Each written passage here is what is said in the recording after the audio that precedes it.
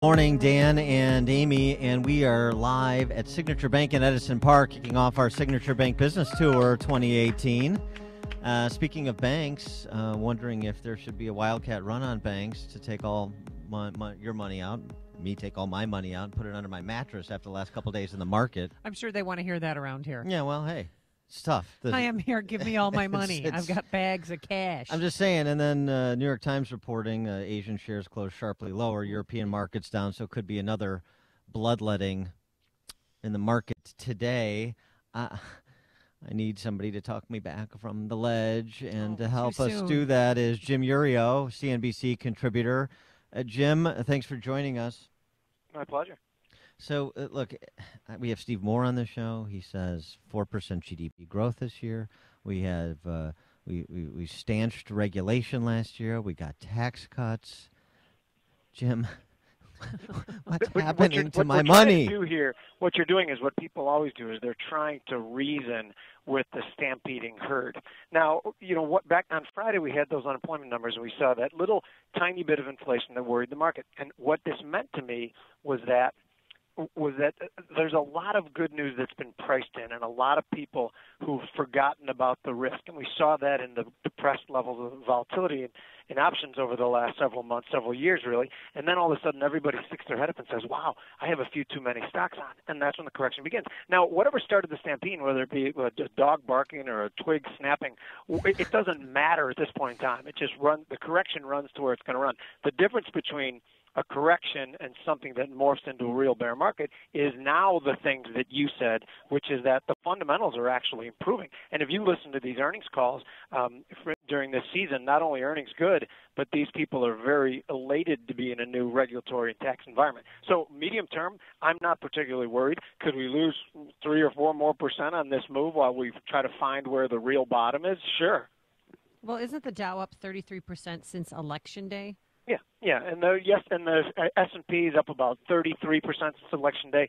These are huge moves, but those are the reasons, now, Amy, why when we correct a lot. It's been a one-way street, and one thing we've learned throughout history is nothing ever moves in a one-way street. And is it true, too? I was talking to somebody who's more knowledgeable about this than I am, somebody like you, and saying, look, one of the things you look at is institutional money's not going anywhere. This is a lot of mom and pa's wanting to take their gains and get out. Well, because nobody rebalances. As years of bull markets happen, what you're supposed to do is each year assess what your risk tolerance is, sell a few stocks, buy a few bonds in really good years. Nobody does that. We always say down here, bulls can make money, bears can make money, but pigs get slaughtered. And the meaning of that is when you get greedy and you step outside of what your normal risk tolerance should be, that's when bad things happen. So now everybody goes, oh, wow, maybe I have a few too many stocks on, and people start heading to the exit. So it has no rhyme or reason once it begins other than market position, in my opinion anyway.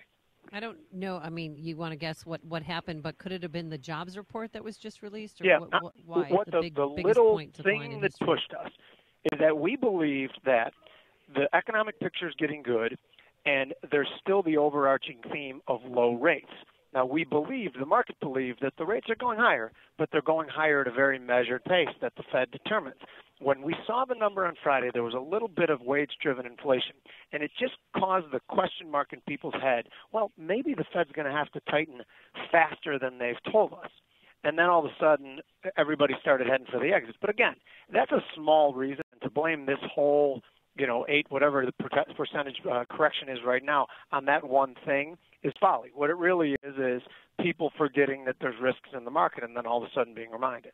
What's your view on cryptocurrencies with Bitcoin in free fall down under 7,000 now? The whole thing was stupid from the beginning, and it's not just me saying it now, is that blockchain technology is this amazing, disruptive technology of the future.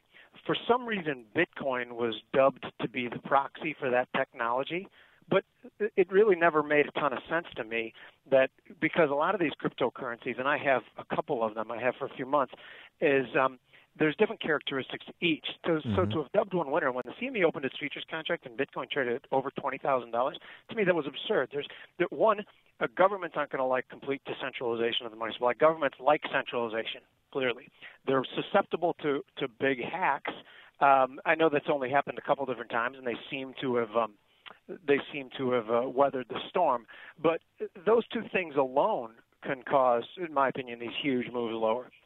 What about the play that's not exactly fully formed, at least in terms of public disclosure, but the play by Amazon and Berkshire and J.P. Morgan in the healthcare space?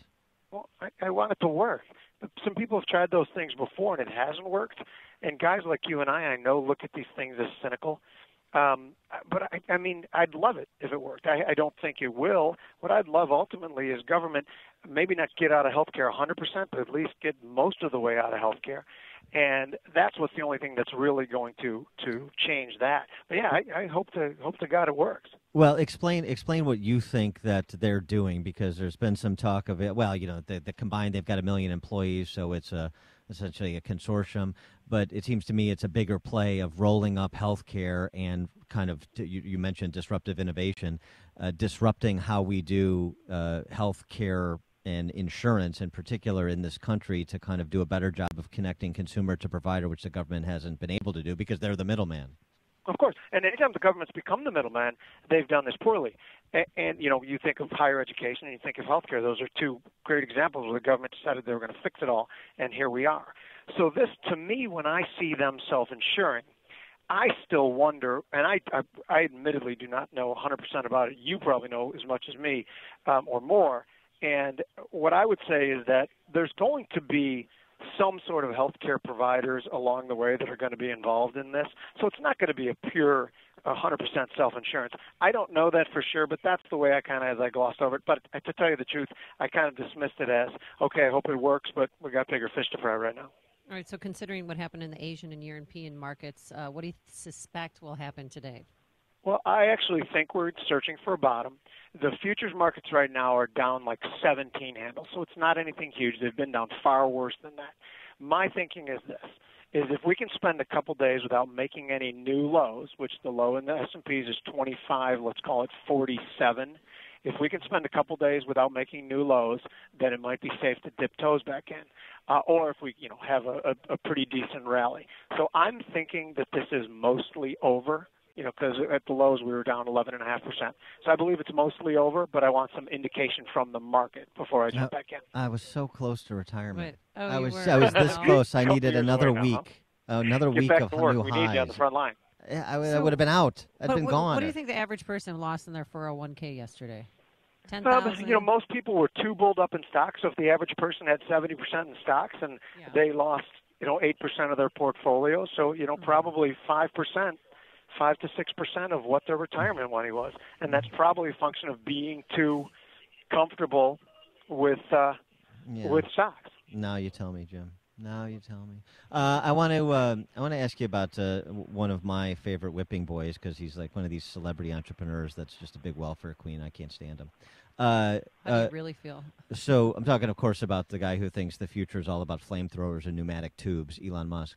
It was interesting. Woz, the great Woz, said, don't believe, even though he's a Tesla investor, don't believe anything that Elon Musk says. I don't believe Elon Musk anymore. Well, when he starts talking crazy, I tend to tune him out. I do have Tesla as well, and I believe that's another disruptive technology. And Tesla, I hate when people think it should trade like a car company. It's a concept company that's trying to change things in the future, and I believe it has a chance of doing that, and that's why I'm in the stock.